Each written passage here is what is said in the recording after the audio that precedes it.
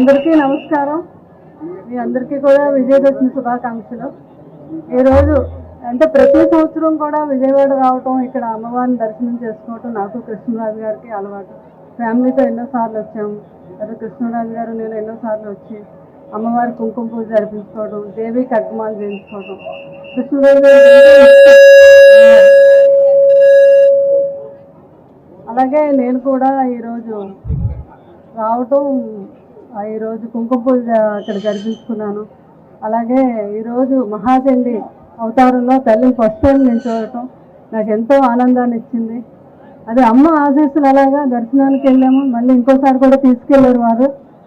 2 సార్లు దర్శనం అనుకోకుండా జరిగింది ఈరోజు. అంటే అది అమ్మవారి యొక్క ఆశీస్సులు. నాకు చాలా ఆనందాన్ని ఇచ్చింది. కొండ మీద కూడా, దుర్గ కొండ మీద కూడా ఈ సంవత్సరం చాలా ఏంటో దేదీప్యమాన్యంగా తల్లి దిగ్విజయంగా అంత ఆ కాంతులు వెలుగులలో నాకు ఎంతో ప్రత్యేకత కల్పించింది. కొండ మీద ఫస్ట్ టైం. ఎప్పుడూ కొండ మీద అంతా బాగా జరుగుతుంది, కానీ ఈ సంవత్సరం ఇంకా ఎక్కువగా ఈ ప్రభుత్వం, కూటమి ప్రభుత్వంలో కూడా చాలా బాగా ఈ కొండ మీద పూజలు ఇవన్నీ ఆ తల్లి అందుకుంటుందని నేను చూస్తే తెలుస్తుంది నాకు.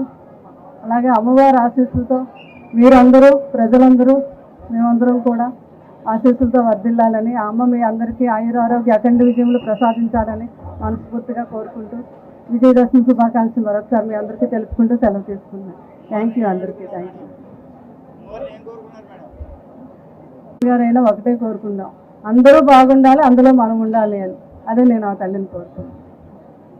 Please subscribe .news.